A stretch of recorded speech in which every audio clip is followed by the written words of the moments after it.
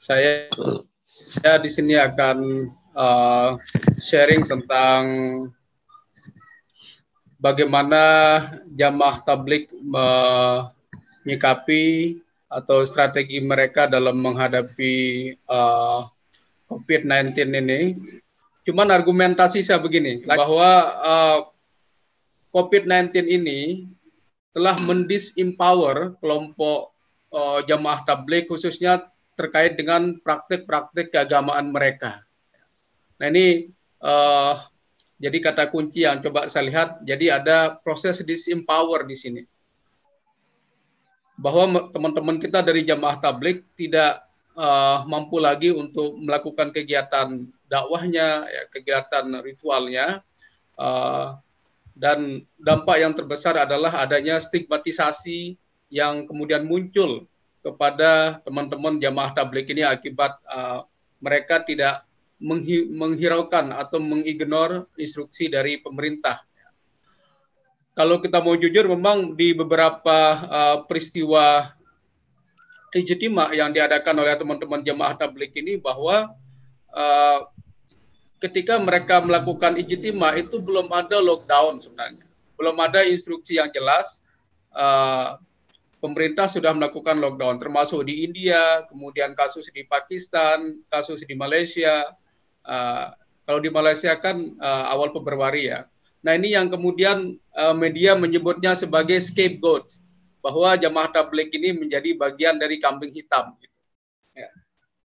Oke, sebelum saya membahas ke sana, ini saya mencoba untuk memberikan gambaran sebenarnya siapa sih jamaah tabligh ini. Ya, jadi jamaah tabligh termasuk bagian dari gerakan Islam transnasional. Nah, apa sih Islam transnasional itu? Apakah sama nggak dengan gerakan-gerakan globalisasi seperti adanya McDonald, kemudian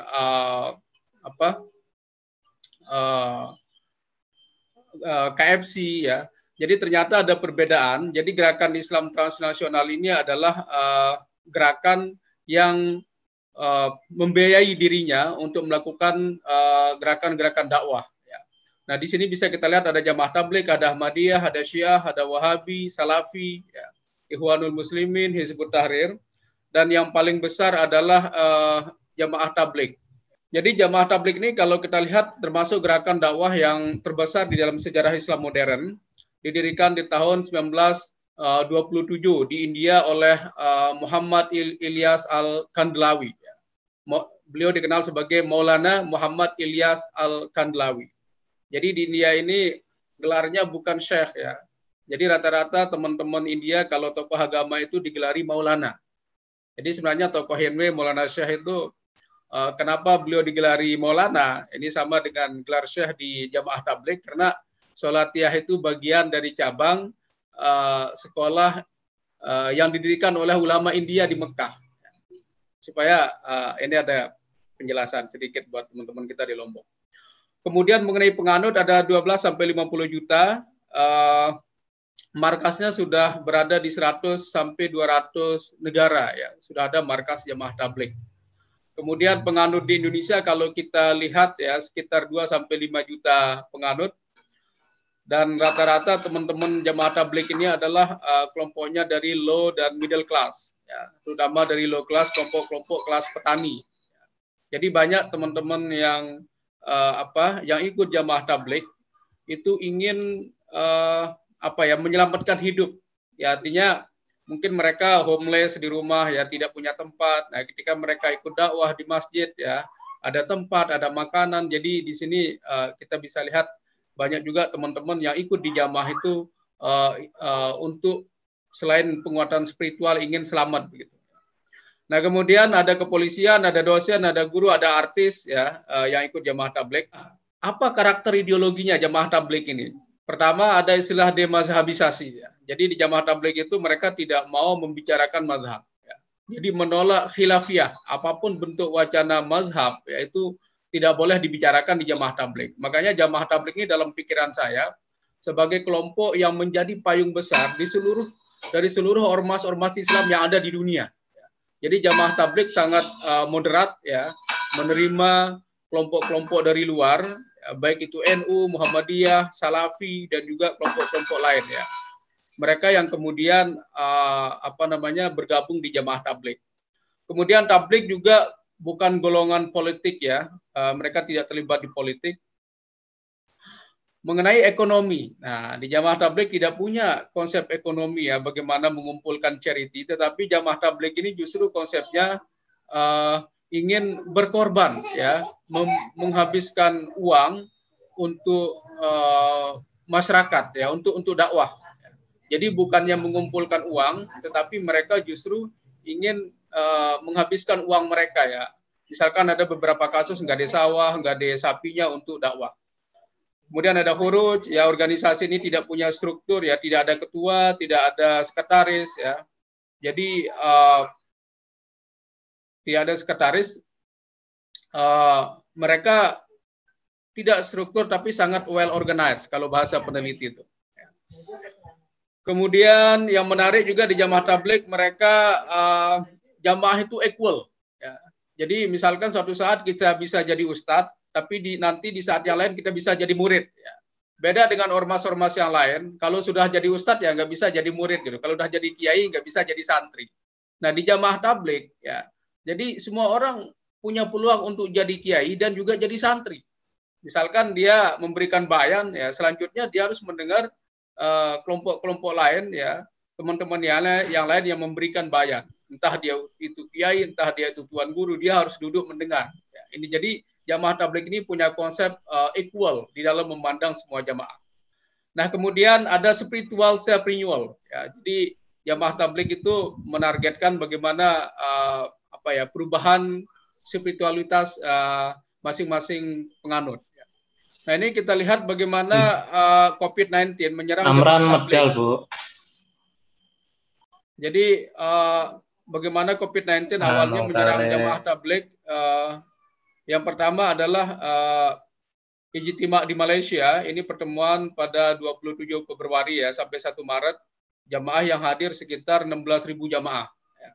Nah yang terkena kasus itu 190 orang. Kemudian setelah di Malaysia ada pertemuan di India yang melibatkan 16.000 orang, kemudian ada di Pakistan, kemudian ada ijtima di Goa, kalau kita lihat kemarin di Makassar ya, itu melibatkan sekitar 10.000 jamaah dari berbagai daerah di Indonesia dan juga foreign jamaah ya, jamaah asing. Bagaimana Jamaah Tabligh cepat terinfeksi dengan COVID-19 ya. Pertama kalau saya lihat kan teman-teman jamaah ini pola dakwahnya sangat komunal ya.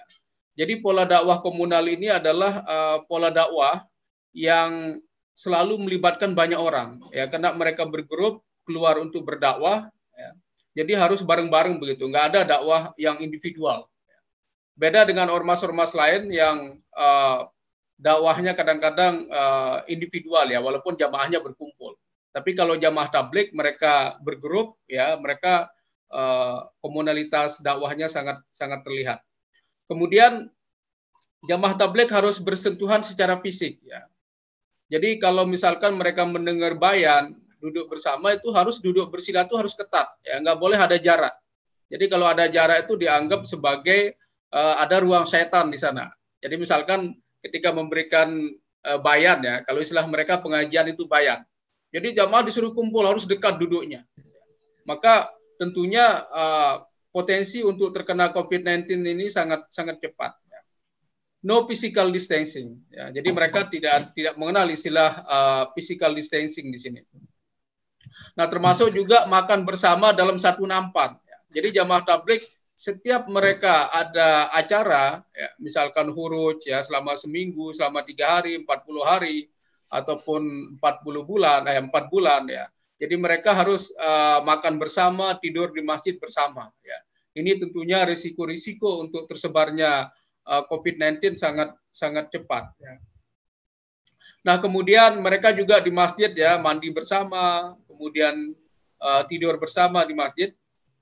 Nah, yang menarik juga ada setiap sore itu mereka harus jalan keliling ya, door to door untuk mengetuk pintu teman-teman yang lain diajak untuk sholat berjamaah. Ya. Nah ini saya kira sangat berisiko ketika misalkan COVID-19 ini menghindari physical distancing, tetapi jamaah justru harus ada pola untuk mengunjungi teman-teman yang lain.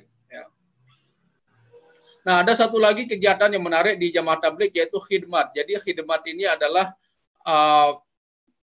bagaimana ada jamaah-jamaah yang ditugaskan untuk melayani teman yang lain. Misalkan tugasnya untuk masak, ya. Jadi dia sudah masak saja. Dan mereka percaya bahwa masak itu sama nilai pahalanya dengan sholat berjamaah ataupun orang yang sedang berdakwah. Ya. Jadi kita temukan misalkan di Masjid Raya, teman-teman kita yang ikut di sana, ya mereka pasti ada yang bertugas untuk memasak. Bagaimana wacana yang berkembang di kalangan jamaah tabligh ini menarik ya, karena saya lihat beberapa wacana yang muncul. Apakah benar teman-teman jamaah tabligh ini tidak mengindahkan instruksi pemerintah atau tidak mengikuti guideline yang dilakukan oleh Rasulullah? Ya, misalkan jelas ada hadis yang mengatakan wa idza sami'tum ta'un fil ardi fala tadkhuluha, ya, fala takhrujuha, fala tadkhuluha. Jadi kalau misalkan ada wabah yang ada di sana, tidak boleh keluar, tidak boleh masuk. Tetapi justru beberapa ceramah kita temukan yang viral di media sosial, misalkan Maulana Sa'ad menyatakan begini, ketika awal-awal markas Nizamuddin di India itu dievakuasi oleh pemerintah, ya, di karantina. Jadi beliau mengatakan di dalam sebuah audio bahwa COVID-19 ini adalah sebuah azab, hukuman dari Allah kena dosa manusia. Oleh karena itu beliau menyarankan jamaah untuk datang ke masjid dan itu bisa mengusir virus. Ini menarik. Jadi beliau percaya ketika orang datang ke masjid justru itu yang mengusir virus, bukan mendatangkan virus. Ya. Nah, beliau juga membantah statement-statement kelompok yang lain yang mengatakan bahwa justru ke masjid itu akan memperbanyak kasus COVID-19. Nah, beliau menyebutnya sebagai ungkapan batil khayal, sebagai sebuah kepalsuan. Nah, ini salah satu ungkapan beliau. Nah, beliau juga menyatakan bahwa, nah ini dari wacana yang lain, jamaah tabligh yang lain, ini saya kira umum ya, bahwa wabah itu dari Allah, ya, kita tidak perlu takut dengan corona, kita hanya takut dengan Allah. Ada juga teman-teman jamaah yang tidak percaya COVID-19. Ya, dia bilang ini tidak percaya. Misalkan kasus di NTB, ya, beberapa teman jamaah yang saya wawancarai, dia menyatakan bahwa jamaah kita ini sehat-sehat semua ketika di karantina. Mereka nggak dikasih apa-apa gitu, hanya dikasih vitamin, nggak ada infus, nggak ada apa-apa. Nah, jadi dia bilang sepertinya hanya ini sebuah propaganda media dan kelompok-kelompok lain yang ingin menyudutkan jamaah tabligh. Ya. Nah, ini wacana-wacana yang berkembang. Nah, ada juga pandangan yang mengatakan bahwa COVID-19 ini adalah produk konspirasi Barat, ya, terutama Cina dan Amerika untuk melemahkan Islam. Nah, yang terakhir wacana yang berkembang saya lihat bahwa jamaah tabligh kebal dari pandemik. Ya, jadi tidak mungkin jamaah ini akan kena. Ya. Bahkan ungkapan salah satu amir yang ada di Makassar menyatakan kirim jamaah-jamaah kita ini ke tempat-tempat yang ada COVID-19-nya. Kita buktikan bahwa jamaah tidak akan ada yang kena. Ini ketika pertemuan di Goa kemarin. Ya. Tapi apa yang terjadi justru setelah mereka selesai dari Goa, faktanya adalah banyak dari teman-teman jamaah yang terkena COVID-19 ini. Nah, bagaimana teman-teman tabligh merespon, ya? Pertama saya lihat ada kepanikan, ya, kemudian ada in denial atau menyangkal peristiwa COVID-19 ini. Nah, ada juga yang parah yaitu resistensi kepada pemerintah, ya, bahwa mereka melawan pemerintah, ya, termasuk misalkan di Goa itu saya lihat ibu-ibu teriak karena dia berjualan di sana. Dia bilang, apa pemerintah ini, hanya kita nggak ada apa-apa kok, hanya ingin kumpul melaksanakan ritual, ya. Nah, ini ada resistensi. Bahkan kalau kita lihat teman-teman yang mau dikarantina ada perlawanan, ada memukul petugas, ya, ada juga yang berusaha kabur kemarin di Lombok Tengah kasusnya, ya. Walaupun akhirnya ditemukan oleh pemerintah.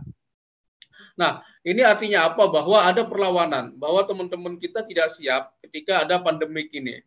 Nah, bagaimana kemudian dampaknya saya lihat. Jadi tadi sudah saya katakan di awal bahwa agama ini sangat disempower teman-teman jamaah tabligh dan juga mematikan praktek-praktek keagamaan mereka. Apakah mereka bersalah atau enggak?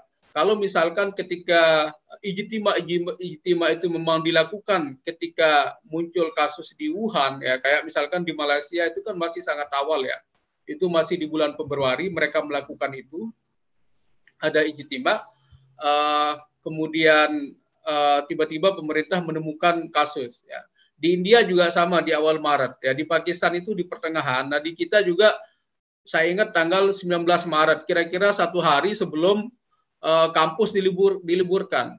Memang belum ada statement dari pemerintah, ketegasan pemerintah untuk melakukan lockdown besar-besaran, sehingga teman-teman jamaah sudah memesan tiket ya. Di India itu ada sekitar 250 jamaah Indonesia yang terjebak sekarang nggak bisa pulang. Dan kasus yang pertama ditemukan di India yang meninggal itu adalah teman Indonesia yang sedang dakwah di Telangana, di salah satu provinsi di India. Nah, apa yang terjadi? Saya lihat ada semacam miskomunikasi di sini. Kita tidak bisa juga menyalahkan teman-teman jamaah ini secara frontal ya, karena mereka belum ada ketegasan dari pemerintah mengenai lockdown ini. Jadi kemudian saya juga melihat ada pergeseran pandangan dari beberapa tokoh, termasuk Maulana Sa'ad yang menjadi amir sekarang di New Delhi di India sebagai pusat jamaah tabligh. Beliau mengatakan bahwa instruksi pemerintah yang tidak ke masjid, ya, sholat di rumah itu sudah tidak bertentangan dengan syariat. Jadi beliau menghimbau bahwa teman-teman jamaah untuk mengikuti pemerintah.